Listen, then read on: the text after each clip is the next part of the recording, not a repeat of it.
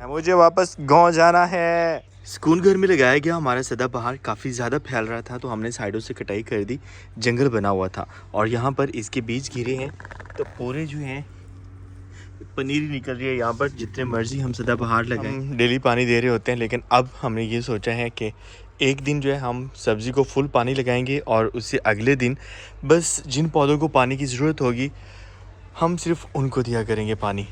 और हमारा ये वाला जो न्याज़बो है एक गुलदस्ते की तरह इतना खूबसूरत लग रहा है। और ये जामनी ही मैं कहूँगा, थोड़े से इसके जो फूल हैं वो कितने प्यारे लगते हैं। और फूलों के साथ साथ इसकी खुशबू से जो वाकिफ़ हैं उनको पता है कि इसकी खुशबू कितनी प्यारी है। जब भी मैंने न्याज़बो का पौधा दिखाया है, मेरे कुछ व्यूवर्स की तरफ से एक कमेंट मिलता है कि आपने कभी जो है न्याज़बो के पौधे से मतलब कि इसके पत्तों की चटनी बना के खाई है? तो जी खाई है। जिस तरह से पुदीने की चटनी होती है, सेम तो नहीं कह सकते, लेकिन वैसे कुछ जायका होता है, बड़ा ठंडा ठंडा सा जायका आ रहा होता है। तो न्याज़बो के पत्तों से भी चटनी बनती है और उसकी खुशबू अलग होती है। साथ में अगर लहसुन थोड़ा सा डाल दिया जाए और अदरक भी, तो लहसुन की चटनी भी कमाल करती है। और लहसुन की चटनी जो है वो गला अगर किसी का ख़राब होता है ना, तो ये माँ जी का टोटका है कि आप पुदीना लहसुन इसकी चटनी, लेकिन वो लस्सी वाली चटनी हो, उसमें लस्सी ऐड करके ना घूंट भरें बड़े बड़े, तो उससे गला ठीक हो जाता है। अस्सलाम वालेकुम, मैं शुएब एक नए व्लॉग के साथ आपको अपने चैनल पर खुशामदीद कहता हूँ। उम्मीद करता हूँ सब खैरियत से होंगे। और अगर आप मेरे चैनल पर नए हैं, चैनल अब तक सब्सक्राइब नहीं किया, तो चैनल को सब्सक्राइब कर लें। इस साइड पर हम थोड़े से पेशमा थे कि हमने इसकी शाखें क्यों काटी हैं। हमारे जो यहाँ पर फालसा हैं, क्योंकि फालसे की हर एक शाख पे इतने ज़्यादा फालसे अब लग चुके हैं। मुझे था कि ये गर्मियों का फल है तो इसे काट देना चाहिए हमें, गर्मियों तक जो है ये दोबारा पत्ते वगैरह ले लेगा। तो आइडिया नहीं था कि ये सर्दियों में भी इतने ज़्यादा लेगा फूल के बाद फल। तो इंशाल्लाह नेक्स्ट इस चीज़ की केयर करेंगे, क्योंकि ये काफ़ी बड़ा झाड़ बनता है। हमारी कोशिश होती है कि जो पौधों के तने कमज़ोर होते हैं, हम उनको जो है ना काट छाँट करते रहा करें, ताकि उनके तने जो है वो मज़बूत हो जाया करें। तो सुकून घर की सब्ज़ी जो है वो दिन ब दिन ग्रीन होती जा रही है। तो यहाँ पर महानूर कह रही हैं कि आप शाहरेज़ से नहीं मिलवाते। हेलो गाइस, कैसे हैं? ले जी, शाहरेज़ भी आ गया हमारे साथ। वो भी सुकून घर का विज़िट कर रहा है, क्योंकि सुकून घर की शाम क्या बताऊं, सूरज आजकल थोड़ा सा धुंधला फील हो रहा है, मौसम कुछ ऐसा है। और हम विज़िट करने के लिए निकले तो शाहरेज़ घर में रो रहा था। शायद वो भी कहता है कि मुझे सुकून घर जाना है। अब मैं सोच रहा हूँ कि ये शहर कैसे रहेगा। तो थोड़ा सा जब बड़ा हो जाएगा, इसने अपने बाबा की तरह कहना है मुझे वापस गांव जाना है। जैसे मौसम तब्दील हुआ है, हमारे जॉनी ने अपनी जगह तब्दील कर ली है। गर्मियों में ये शाम के वक्त या सुबह सुबह जो है वो सामने बैठा होता है दरवाजे के ऊपर, और वहाँ पर बैठा लोगों को जो है ना, गुजरते हुए लोगों को देख रहा होता है। और तकरीबन ये सारा दिन वहीं गुजार देता है, क्योंकि वहाँ पर एक तो हवा ठंडी लग रही होती है और उसके बाद दरख्तों का साया। अब सर्दियों में ये यहाँ पर बैठा होता है। जॉनी कैसे हो? सोया हुआ है? अबे क्या कर रहे हो? शाम तो दो यार, बड़े दिन हो गए सलाम नहीं लिया आपने। नहीं नाराज़ हो जॉनी? नाराज़ हो? अभी खाना आपने टका के खाया जॉनी। इतना मासूमियत के साथ ये खाना मांग रहा होता है ना अपना। यहाँ पर अभी ये इसलिए बैठा होता है कि इस साइड पे सूरज की रोशनी होती है, तो अब जो है मीठी मीठी धूप जो है वो अच्छी लगती है। हमारा आज के दिन जो है वो पौधों को इस कैन से पानी लगाने का दिन है, क्योंकि आज हम ज़्यादा पानी नहीं देंगे। बस जिन पौधों को पानी की ज़रूरत होगी, खुसूसन हमारी सूरजमुखी, इसका हमें इंतज़ार भी है और पानी भी देना है इसे हमें। बीमारी लग रही है क्योंकि पत्ते इसके जो हैं वो बिल्कुल ख़राब हो। अभी पौधे निकले नहीं, बीमारियों ने पहले हमला कर दिया। इस सब्ज़ी को हमने पानी लगा दिया है। कुछ सब्ज़ी हमने जानवरों वाली साइड पे लगाई थी, और उसके बारे में कहा जा रहा था कि जब ये सब्ज़ी बड़ी हो जाएगी तो इसे जानवर ही खा जाएंगे। तो जानवरों की हमने कोशिश की है कि जगह थोड़ी सी अलग रखें। हेलो जोजो, कैसी हो? जोजो और पारो अच्छी जोड़ी है इनकी। फ़िलहाल तो नहीं निकल रही, लेकिन उम्मीद है कि ये वाली सब्ज़ी हमारी निकलेगी और अच्छी निकलेगी। इस साइड पे हमने सूरजमुखी के कुछ बीज लगाए थे, इनको पानी देना था, क्योंकि जब लगाए उसके बाद हमने पानी दिया ही नहीं। शेरू कैसा है? अच्छा गुस्सा दिखा रहा है। हमारे शेरू की आँख के नीचे जो है ना एक अजीब सा वो बन गया था, लेकिन हमने मेडिसिन लगाई है यहाँ पर, अल्हम्दुलिल्लाह अब उसकी आंखें बिल्कुल साफ़ हैं। और वो इतना सख्त था कि दबाया ही नहीं जाता था, खुद ब खुद वो गिर गया। आज जोजो ने हमें थोड़ा डिसहार्ट कर दिया। जोजो जब आई थी तो हमें बताया गया था कि जोजो माँ बनने वाली है।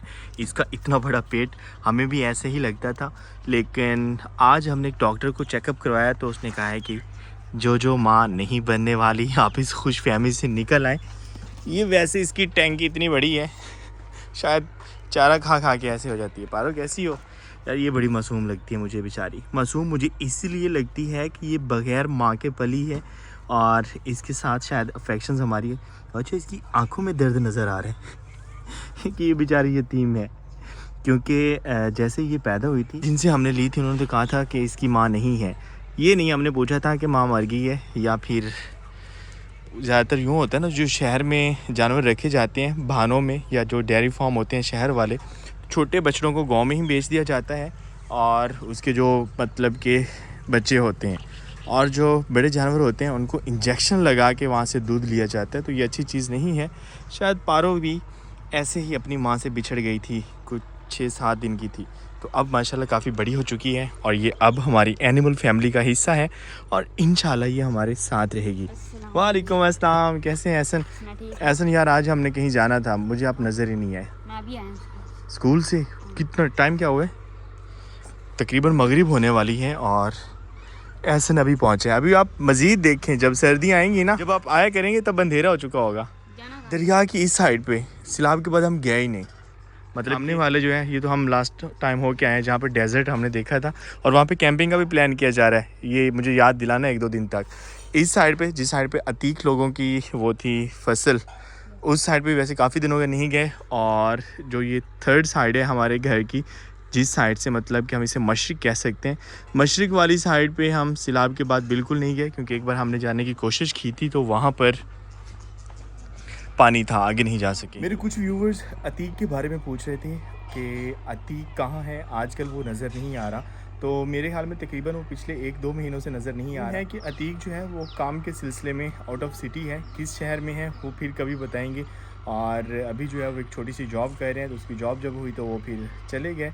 और ये अच्छा है, गांव में फ्री रहने से बेहतर है कि अगर आप या तो स्टडी कंप्लीट करें, अगर स्टडी कंप्लीट नहीं करते तो पढ़ाई छोड़ने के बाद बजाय गांव में चौक चौराहों पे बच्चे बैठें, वो क्या पंजाबी में कहते हैं कि वेले नाल कम न लगन, मतलब कि जितना जल्दी हो सके किसी न किसी काम में, किसी न किसी टेक्निकल स्किल्स में पड़ जाएं।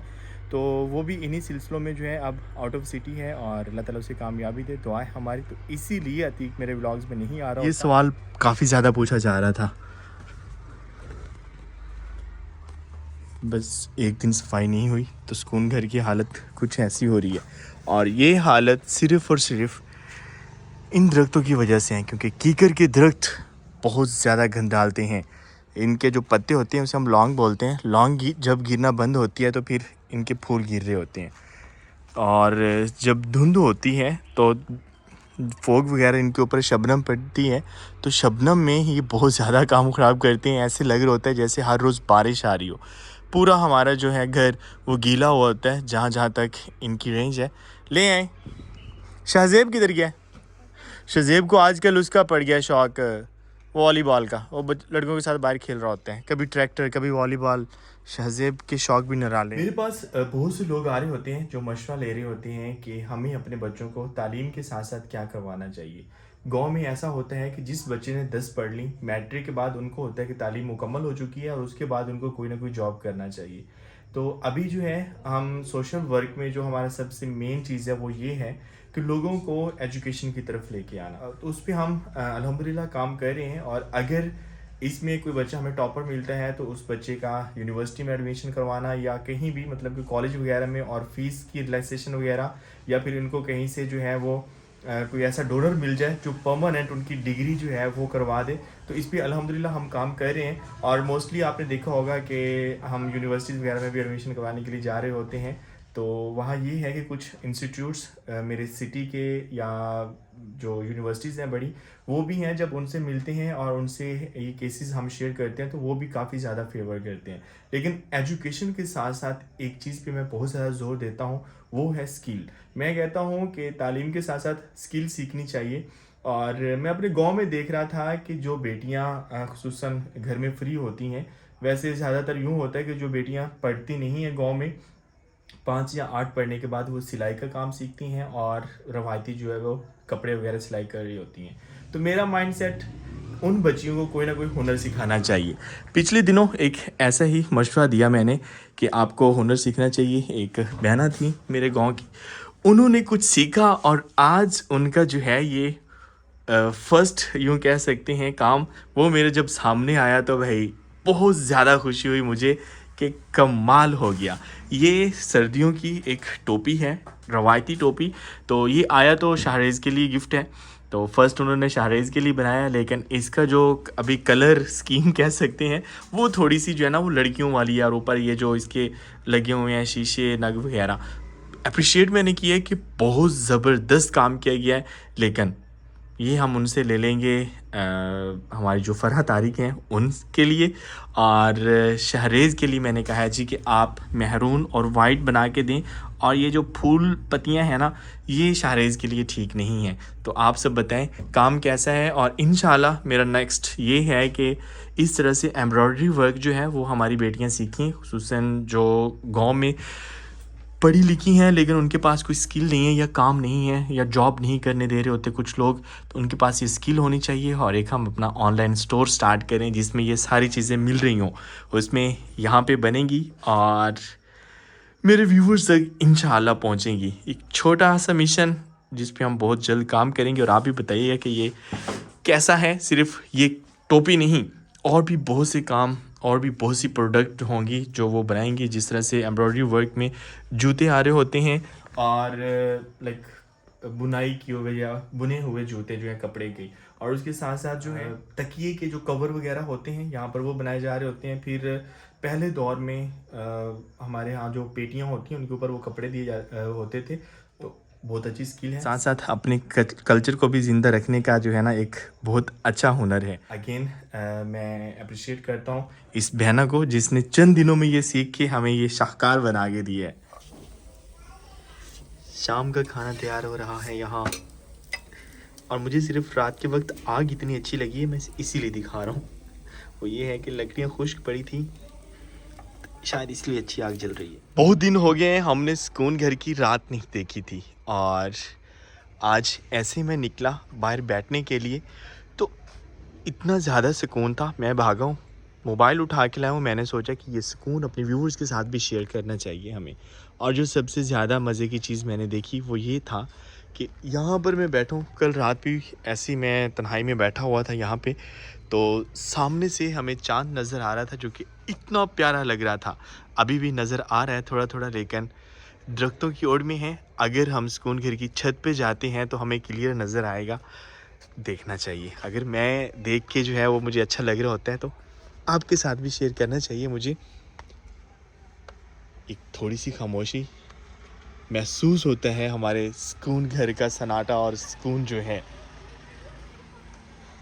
हम बस अपने चांद के करीब हैं, सीढ़ियाँ ऊपर जा रहे हैं हम, और सामने रहा हमारे सुकून घर का चांद। कैसा लग रहा है? दरख्तों की ओर में है और आज चांद बिल्कुल फुल मून है। फुल मून मतलब चांद को 14 या 15 तारीख है। सर्दियों में सुकून घर की रात और एक गहरा सन्नाटा।